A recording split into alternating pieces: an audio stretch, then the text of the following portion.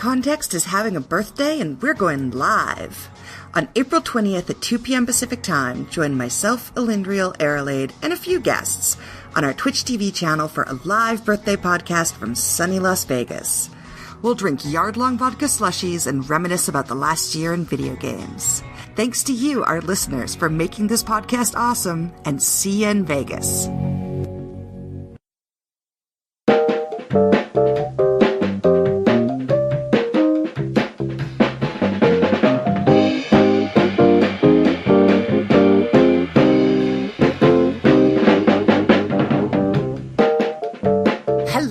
To Cat Context Podcast, episode 23 for Wednesday, April 10th, 2013. My name is Liar. Hello!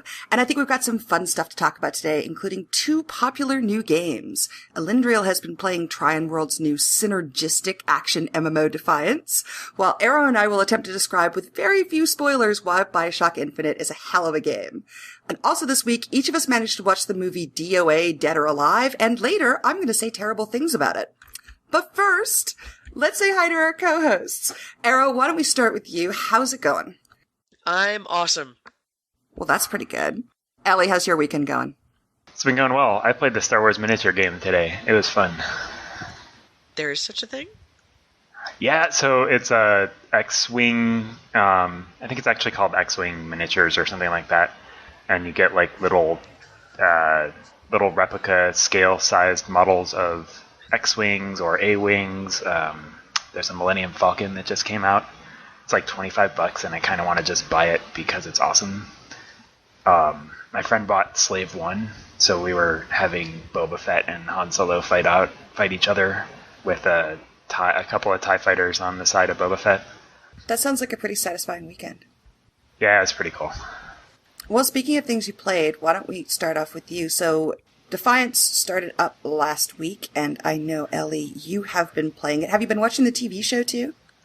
The TV show comes out next Monday, the 15th, so no. So, for the people that don't know, Defiance is like a weird crossover thing that Trion and, who are the makers of Rift, and Sci-Fi Channel are doing. Trion's making a video game, and it's actually available on PC and Xbox 360 and PS3, although those three platforms don't talk to each other in a move that I dislike. The show takes place in post-apocalyptic St. Louis, and the game is in San Francisco Bay Area. So it's kind of like an MMO. It's kind of like a shooter. Some people have described it like Borderlands. I don't actually think it's very Borderlands-y at all. There's two races. There's humans and Arathians, who are one of the, I think, 7 alien races in the world. There's like 4 starting outfits, but they're literally just starting outfits. All of the like class differentiation is by filling out talent points, essentially. There are 4 primary skills, and one of them's like a do more damage while this thing's available. One of them's a cloak. One of them makes you run really fast, and the other one like sends out a decoy. And then you just start filling in points that are next to those and spreading out over the course of your tree to do various customized things. It's pretty cool. I was going to say, I know this is being billed as an action MMO, and how is it different from, say, like Firefall and Terra, which are also action MMOs? Yeah, so you don't really have skills. It plays very, very much like a shooter. It's clearly built for like a console. I think that the interface is pretty much a direct console port at this point, and I know that they're working to get PC things in, like being able to take screenshots. You run around and you point and shoot, and that's pretty much all there is as far as interaction and skills. You have one active skill, and then a bunch of things that are like situational modifiers. It plays exactly like a third-person shooter. I hear it has dynamic events a la Rift. It totally does. Yeah, so we jumped in, ran around, did a few quests, and then we saw this like big red arrow on our screen, which is apparently an Arcfall event. And I knew nothing about them, but we went charging off, following the red dot, and then there were like 100,000 hellbugs coming out of crystals in the ground and trying to kill us. There were probably, 50 people at least running around shooting the thing. seems like the your damage scales down the more people are around. So the time limit makes sense if there's like 3 people doing it or if there's 50 people doing it, as far as I can tell. Is the gravity still a whack? My favorite part of the beta was driving the vehicles around, because it reminded me of driving the Mako in Mass Effect 1. Yeah, it is. If I remember, everybody hated driving the Mako. Mako was great on console, but not on keyboard. I can play Defiance with my controller that's plugged in, or I can play it with the mouse and keyboard, and I use the mouse and keyboard primarily. I kind of want to switch to the controller whenever I'm trying to drive. It's really hard. It's really awkward with using the keyboard, I find. But I also find I don't care because it's really fun to play. Yeah, I wasn't expecting a lot out of this game, and I personally didn't get it, but I've been hearing really good things about it. Yeah, I mean, I hope that more people start playing it that I know, although it's been fun on my own. There's a few other weird things, like you can't add friends who aren't online. I have heard that there was a lot of technical difficulties with the launch, and they're scrambling pretty hard to put stuff back together properly. Maybe. I didn't really experience any. I logged on early. The servers went up early before the launch day. I could log on and run around and do stuff, and I didn't notice even any lag or anything like that. It does feel like it could have used another month or 2, but they have the TV release date in a week and a half, so they kind of had to be out a couple weeks before that. Since one of the cool things is that the characters that are in the TV show have already showed up in the game. Oh, that's cool. So it's tying it together right away. Yeah, so I didn't really realize that. That was one of the cool things about having seen a Defiance commercial after having played. They're in like the opening cutscene with you, and then there are types of missions called episode missions, maybe? It's those same 2 people that showed up. And then I saw the trailer again, and I was like, I know those people. Who do you think the good audience is for this game? I mean, is it going to be sci-fi people? Because it's mostly PvE, right? It's not PvP? No idea. All right. I think there are PvP situations. I think there's like some sort of deathmatch or arena. I don't know who the target audience is. I'm hoping it picks up after the show goes, and that the show is cheesy sci-fi enough for people to enjoy it, if not good. I've actually heard good things about the show. The Penny Arcade Report guys got to see the first episode, and they said lots of good things about it. Well, I have to say, hearing you talk about it, it's put it on my radar anyway. Yeah, for me, it totally fills that role of game where I have half an hour to play, and I just want to run around and shoot stuff that I haven't had for a while. It's not playing like a real MMO for me at the moment, and I don't know if there's any big group raid content or end game stuff. I have literally no idea, but I don't care. I would think with the whole concept with the synergy with the TV show, the story will keep evolving, which could be kind of cool. Yeah, exactly. If nothing else, I want that. I want to support that, which is why I pre-ordered the game and bought it and played it at the beginning. Well, nice. It sounds like you've been enjoying it. I have. I'm sure I'll have more to say about it in the future. I think it's important for everybody to go watch it. You guys should watch the TV show anyway. Do it. Do it. You know you like cheesy sci-fi. What's the worst that's going to happen? It's as good as Stargate 1 or SG-1. Stargate's awesome. Okay, Can't be worse than that. I didn't watch Stargate either. Oh my god. I have no sense of fun. It was actually... Yeah, no. You people. It's like entirely Canadian. How could you have not watched it? I know. I did see an ad on the side of one of our bus stops here for Defiance, so I know we do have it in Canada anyway. Well, sci-fi.com streams them. I don't know if they region lock it, though. Yeah, they probably do. Nice. Well, speaking of things I'm sure that'll stop you. Look, I am a firm obeyer of intellectual property laws.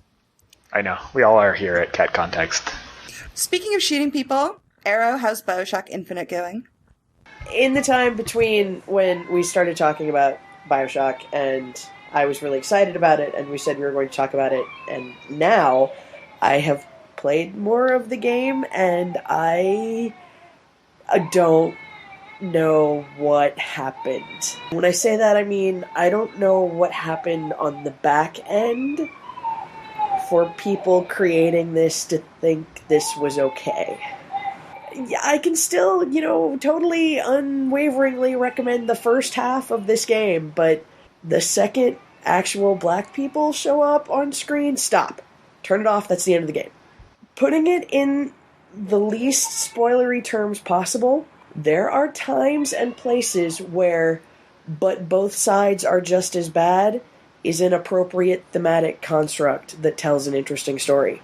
Place where it is not appropriate to say "but both sides are just as bad" is when you're talking about slavery. I totally disagree with you, but I'm not sure how I could do that without blowing spoilers. What you're talking about with sort of the reversal of fortune, let's call it, to me, that seemed perfectly thematically appropriate. And not so much of a statement about slavery as a statement about power and absolutism and that sort of thing. I think that's what they were trying to go for, but putting that in the context of racial oppression makes me really skeeved out. Spoilers, this is really hard. This is much more difficult than I anticipated. I'm way more intrigued about this game than even I was before, though. The game is beautiful. I find it plays really well. I'm really enjoying it. I don't know. I personally, I am about 3/4 of the way through, and I wholeheartedly recommend it. And Elizabeth, it's so cool to have an AI that is actually like sensible and helps you and you make a bond with and doesn't like stand there like Garrus in Mass Effect 1 and get shot in the head repeatedly. They've really done a lot with the AI. Basically the game is one long escort quest. Only she doesn't move too slow, and yeah, that is really well done. It's technically an excellent game. So who's Elizabeth and why isn't she on the cover? All I know about the game is that there's some crazy dude on the front. Maybe we can revisit this in a couple of weeks when more people have finished the game and we can have a big old spoiler podcast after we've all finished it, because I haven't finished it yet. It's a really unique gaming experience. And if you are the kind of person who, thinks about games as art and what the role is with that, I'm not saying that Bioshock Infinite is necessarily, Halo's art. It's definitely one that can be talked about. It is, absolutely. And I think it's a game that we'll be talking about for some time, not just us here, but just people in general who love games will be talking about Bioshock Infinite for some time. Plus, there are giant robot George Washingtons who shoot rockets at you, which is awesome. Yeah, it's on my list. I didn't buy it because I bought Defiance and God of War and Gears of War and Tomb Raider all over the last month, and I needed some time to actually play my games. That's probably very sensible of you. But if we pick a date when we will talk about it on the podcast, I will make a point of being able to talk about it, because I'm really, really intrigued by this conversation. It's really hard to talk about without spoilers. I wasn't even going to buy it. I totally, I wrote the blog post a while back about how I hate the cover box. I hate their whole let's pitch it to frat boys thing. I'm like, whatever, go away, Ken Levine. And I wasn't going to do it. And then all these fantastic reviews came out within like 48 hours of it launching. And I'm like, okay, enough people tell me that this is going to be a remarkable game that we'll talk about for some time. I gotta buy it. Do I need to play Bioshock 2 first? I have not yet seen anything even obliquely related to Rapture. And this is 50 years beforehand? 40 years? Yeah, no, I very much want to play this game, and I very much want you guys to be able to have that conversation, whether I am involved or not. No, I think there's a good conversation here. It's a shame that we're going to err on the side of not getting into it. Plus, neither of us have actually finished it yet, so we'll probably be better prepared to have that conversation when we finish it. Right, and I think Lior is probably farther than me, so it is totally possible that they could fix the things that I'm having trouble with right now, and I don't know it yet. Yeah, or they don't, and you just have different views on it, which, knowing you guys, it seems pretty reasonably true. I don't know what you're implying. I think that we're argumentative. No, yes, that's absolutely true. It's an interesting point, I mean, the game does take a plot twist about halfway through that makes things a lot different from they were before. And, so many people don't finish games. They say I don't know, it's 10% of people actually finish a game. It would be sort of amusing over the next few years to talk to people about Bioshock Infinite and see just how far they played it.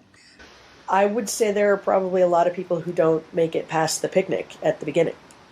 That's a question for you guys. Have you ever stopped playing a game because something weird or, I don't know, hard to deal with has come up? I've stopped watching TV shows because they were dark and morbid and stuff. I don't think I've ever stopped playing a game. I think every time I've seen that in a game, I've wanted to play more. I've stopped playing games because I've been bored. I don't know that I've ever had anything negatively affect me to that extent. I don't think so. I stopped, I only played Cart Life for 20 minutes, but I stopped because it was stressing me out. Well, that's kind of the point of Cart Life, though. Well, it is. Well, I don't know. I think probably the point of Cart Life is to push through and see to the other side, but I didn't get that far. Yeah, no, but I guess that's that sort of experience. Yeah, I haven't really played that, although I have avoided games like Cart Life because people have told me that would happen. Specifically, you told me that would happen, Lior. It is a very stressful game. This isn't a spoiler, this is a speculation, but I'm pretty sure that at the end of Bioshock Infinite, it's not going to be a happy ending. That is my bet. Totally not, inspired by the endings of the other Bioshock games at all. But I'd like it to be a happy ending. Adding Elizabeth was a nice touch, because previously I really didn't feel that much from my main character. I mean, you just saw his hands. It's the first-person thing, he never talked, whatever. He just happened to be the way that facilitated me playing the game. And now with Elizabeth, I feel a lot more emotionally attached to the game. And I want them to be happy, but they won't. They won't. All right, well, speaking of not being happy, I watched the Dead or Alive movie last weekend. I don't know what you're talking about. That movie is amazing. That is one of the greatest segues I've ever heard. Thank you. So, okay, we're going to do another segment of Games on Film where we watch terrible movies that are ostensibly based on video games and then swear a lot while we talk about them. So we talked about Super Mario Brothers last time, and blogger Jewel suggested that we watch a terrible fighting movie, and that's how somehow we ended up with DOA: Dead or Alive. It was released in 2006, directed by Corey Ewan, who also did The Transporter. It starred Jamie Presley, Holly Valance, Devon Aoki, and Eric Roberts with a majestic rat tail. I totally didn't even see that. It was really grand. The plot of DOA involves a shadowy invitational martial arts tournament, but things are not as they seem. And I know you guys said last time that Super Mario Brothers was the worst movie ever, but come on. Oh, you cannot possibly say that this is worse than Super Mario Brothers. Super Mario Brothers had a cast full of people who hated themselves so much they were drunk the entire time, and a script that they were writing as they were filming. But I hated myself and I was drunk the entire time I watched it. But this was a movie full of people having so much fun because they knew it was a shitty movie and they were loving it. Oh, I hope they knew. How can you hate it? Oh, look at Jamie Presley's face. How can you hate a deliberately shitty movie? Because it's terrible. Oh my god, and then instead of actual scene changes, they just flash the little logo out in the screen, and I'm like, really? Those were the best transitions ever. Can we give, just to add a little bit more background? Dead or Alive is the, well, I don't know, I guess terrible fighting franchise is an appropriate descriptor. It was actually a really fun game to play. There are reasons that people think it is terrible, and there are reasons that people think it's fun. At some point, they sort of gave up on, realism or something, and just started pouring extra marketing dollars into the fact that they had a totally sweet boob jiggle engine. And they have had that boob jiggle engine since the very first game. Oh, since the first game? Yes. Okay, I just know it was around 3 or 4 when I started paying attention. I spend a lot of time with fighting games because I think they're hilarious and fun, and they're great for parties. The thing about DOA is that it was the first fighting game that let you block and counter instead of just, jumping straight up 2D out of the way, and you can interact with the environment.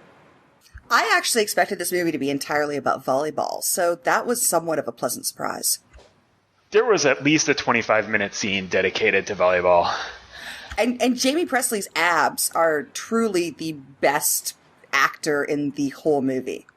And that woman is having the time of her life. I'm pretty sure she was pretty much into that movie. You know, Hayabusa is Ryu Hayabusa, who is the hero of Ninja Gaiden. So the two series take place in the same world with the same people.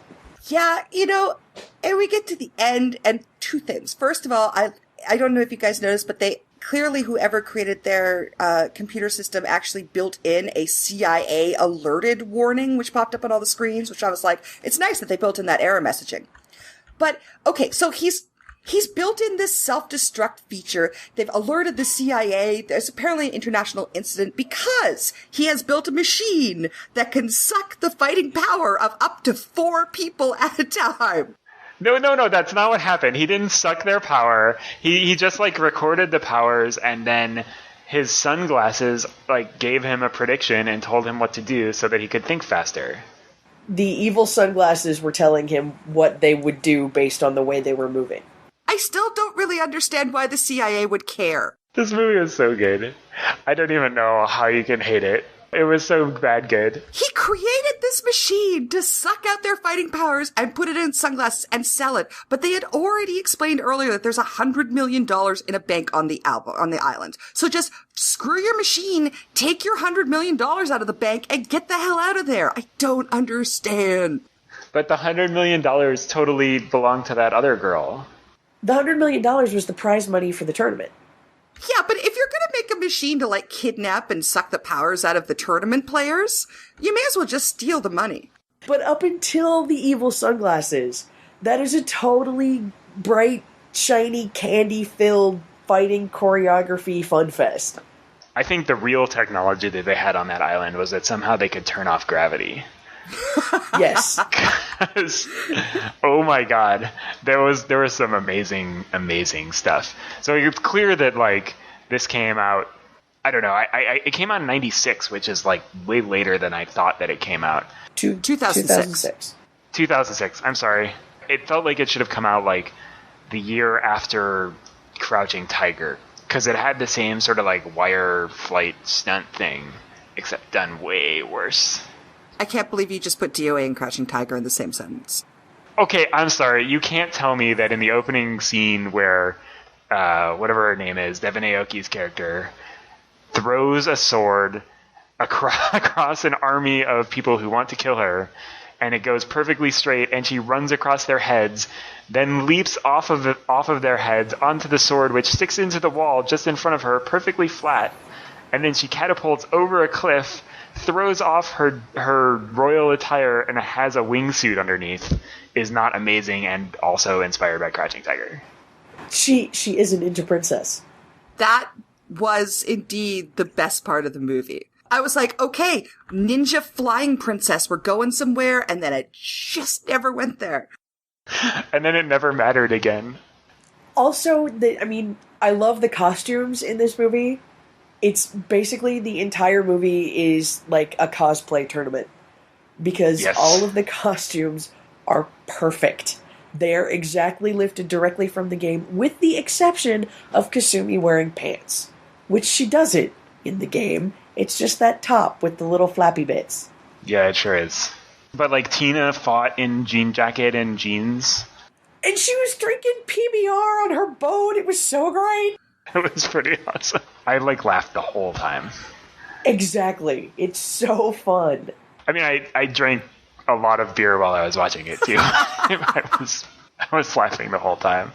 And you're supposed to be. It's patently ridiculous, and everyone involved knows it, except Eric Roberts, who has no sense of humor. Was he Donovan? He was Donovan. Yes. Yeah, he was trying way too hard. You know you're in for a cinematic experience when Eric Roberts shows up, particularly when he shows up with, I don't know, a weird accent and a rat tail. You don't play a lot of fighting games, do you? I don't think that would affect my enjoyment of the movie any. I watched it with someone who played the hell out of Dead or Alive. That would be Vajra. And afterwards, he looked at me and said, "Why did you make me do that?" Oh, that's the best reaction ever. That is also exactly why you just made him do that. There's always a plot behind the fighting game, and it is always completely ridiculous. Sometimes they're more ridiculous than others. DOA is one of those. It is totally, completely over the top. Basically, the people who made it, Team Ninja, looked at Mortal Kombat and said, "That's a great idea, but you know what would be fun? Is if we made it way, way worse." And then, so you've got people like Zack, who, in the plot of the game, Zack wins the tournament and he uses his winnings to create the volleyball tournament. That's the kind of thing you're dealing with here. And that's what they made that movie for. All right, so we tried to do this last time with Super Mario, and we all had our different interpretation of what a scale is. But it sounds like, Arrow, you would roughly rate this as more watchable on a Friday night drunk with friends than Super Mario? Definitely. All right, Ellie, I think you actually gave a scale out of 10, so what would you give this? Yeah, I was trying to say that my rating system has failed me because DOA is simultaneously worse and better than Mario Brothers, and so no, I can't put them on the same scale. That's why I use the Friday night drunk with friends scale. Yeah, but I would watch both of them drunk with friends. All right, well, I insist on giving everything a numerical value because it's easier for me to chart later. So I gave Super Mario a 6, and I'm going to give this, like, a 2. Don't do it! A 2! No! No! How can you do that? How can you even? It was so bad. I'm sorry. It was just... Come on, Jamie Presley's abs deserve at least a 4. That's why at least one of those stars is for her abs alone. Can't you give another star for that shot where they frame the beach like through the legs of the butt cheeks? Whoever it was? Yeah, that was my favorite shot in the whole movie. Like, you see, here's an ass in a bikini. But that really was about what I was expecting from a Dead or Alive movie, so that seemed right about on par. I mean, talk about being true to your source material. Of the two movies, this is the one that evokes the game far more. That I agree with that. I would go so far as to say that this is the most flawless interpretation of a game that you will find in any movie. That is high. That is high praise. No. I'm not saying it's a great movie. I'm saying there is no other game on film that is as true to its source material as this one. Silent Hill 1? Not at all. Nor have we watched the Dungeon Siege tale yet. Really? What? Why did I agree to do this segment? Damn it! Hey, we're gonna go through UA Bowl's whole catalog. Oh, good. One day, eventually, we'll scrape the bottom of the barrel and have to watch a good movie. Like what? What? Silent Hill 1? Look, that's the only one I have, okay? I'm hanging on to it. Yeah, see, I enjoyed pieces of that movie, and there were little sparks that feel the same way about it as I do about Resident Evil. Well, that's on the list too. Yeah, there are little pieces that are right, but the vast majority of it is so wrong. Resident Evil 1 is also a good movie. No, it was not. So is Tomb Raider. Tomb Raider is also on the list. Tomb Raider 1 is not a bad movie. No, it's not. This movie was terrible. I'm sorry, Aaron. I'm sorry. It was terrible. Okay, so this is the thing, right? It's terrible. There's no denying that it's terrible. But you can't talk about it without laughing. Exactly. I highly recommend that everybody watch this movie. Definitely. Everyone should watch this movie. No different from what I said about Super Mario Brothers. And this movie, much like Super Mario Brothers, because we have fabulous taste in movies for the segment, is also available for free right now on YouTube, and we'll put the link in the show notes. All right, final thoughts on Dead or Alive. I'm going to keep my mouth shut. It's so fun. It is laughably terrible. You have to know what you're getting into. Hopefully we have given you a brief insight into what you're getting into, and it is something glorious. I am already looking forward to what treasures will be in our next movie. But if you have a suggestion or you would like to agree or disagree with what we had to say about DOA, you can call us 347. Also remember, Lior is allergic to fun. Man! 347-565-4673 or 347-56-LIOR. You can tweet us at Liors, Liores, or email us at podcast@liorblog.com. Okay, Ellie, what else have you been playing this last week aside from Defiance? I played Borderlands too.